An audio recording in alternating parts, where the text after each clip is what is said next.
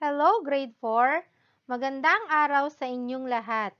Muli, ako si Teacher Mylene at narito ako upang gabayan kayo sa pagsagot sa ating activities 1, 2, and 3 na nasa pages 30 to 32 with the topic Solving Word Problems Involving Elapsed Time. So here are the examples for Activity 1 with the title Solving Problem.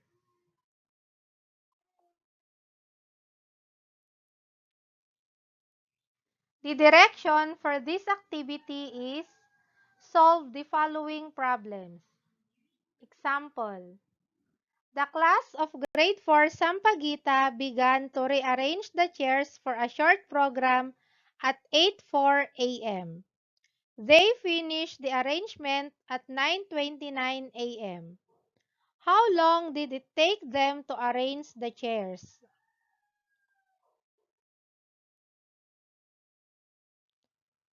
Here is the answer for the activity or the word problem. Let us follow the steps in solving word problems involving elapsed time. So number 1, what is asked in the problem? So the answer is the length of time it took them to arrange the chairs. Number 2, what are given? So 8:04 a.m. or the start time and 9:29 a.m. or the end time are the given facts. Number 3, what operation to be used? Since we are looking for the elapsed time, we will be using subtraction. So we need to subtract start time from the end time.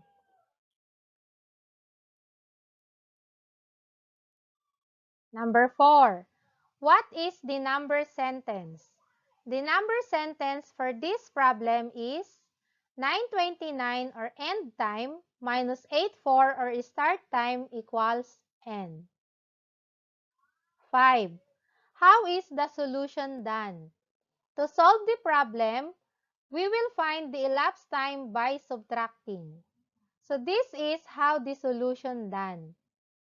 9:29 or end time minus 8:04 or start time.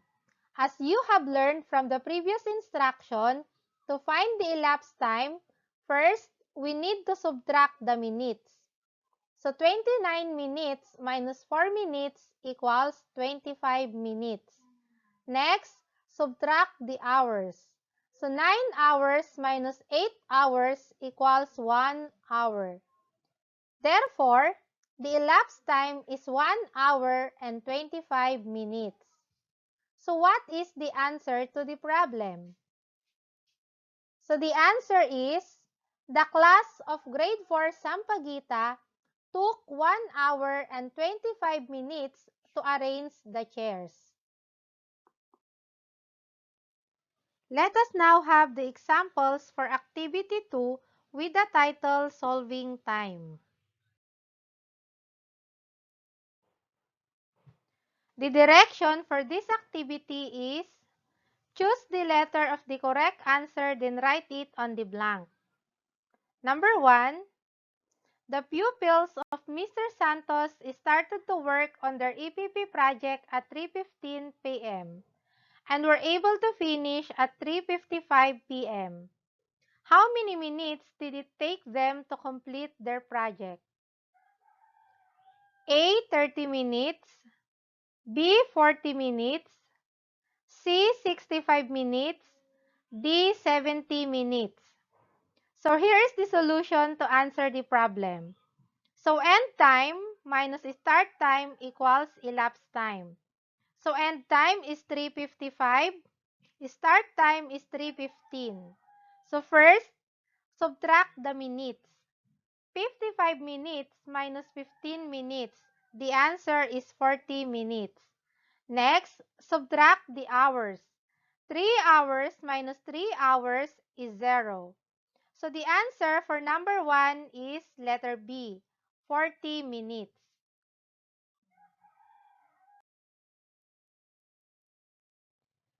Here is another example. The grade 4 pupils spent 30 minutes doing their science activity. If they finish the activity at 9:54 a.m., what time did they start the activity? So these are the choices. A. 9:24 a.m. B. 9:42 a.m. C. 10:30 a.m. D. 10:54 a.m. So this is how the solution done. So end time is 9:54 minus the elapsed time, which is 30 minutes. So subtract 54 minutes minus 30 minutes.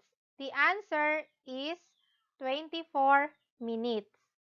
Then 9 hours minus 0 hour is 9 hours. Therefore, the answer for number 2 is letter A, 9:24 a.m. Let us now have the examples for activity 3 with the title In the Playground. The direction for this activity is solve the following word problem. Refer to the table to figure out the correct answer. So this is the table for this activity. Cebu Pacific Airlines flight is scheduled. So we have the departure time from the place of origin and the arrival time to their destination. We have 3 questions for this activity. Number 1, how long is the flight from Manila to Legazpi? Number 2, how long will a group of tourists travel from Cebu to Iloilo? Number 3, how long will Kati's flight from Davao to Butuan? So here is the answer for question number 1. How long is the flight from Manila to Legazpi? This is how the solution done. End time or the arrival time minus start time or the departure time. So we need to find the elapsed time or the length of time travel from Manila to Legazpi. So first, rename 1 hour as 60 minutes. So 7 hours, it becomes 660. Add 25 minutes. This becomes 685. Minus the start time, 6:30. So first, subtract 85 minutes minus 30 minutes. So the answer is 55 minutes. Next, subtract the hours. 6 hours minus 6 hours is 0. So, the flight from Manila to Legazpi is 55 minutes.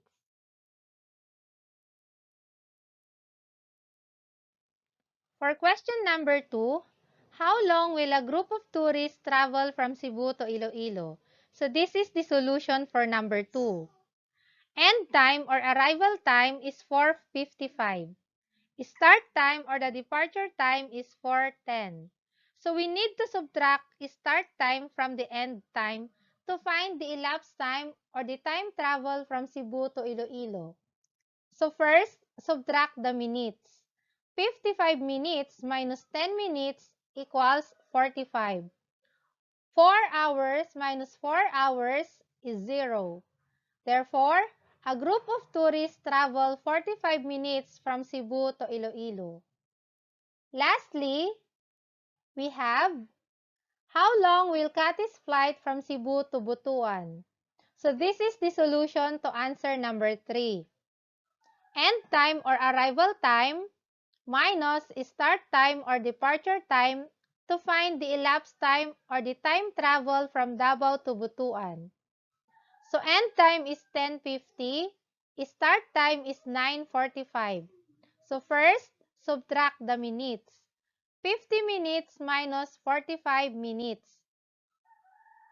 The answer is 5 minutes. Next, subtract the hours. 10 hours minus 9 hours is 1 hour.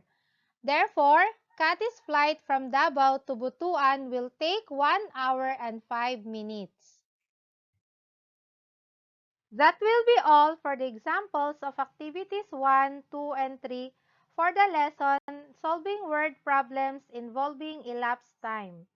Thank you and stay tuned for the next virtual instruction.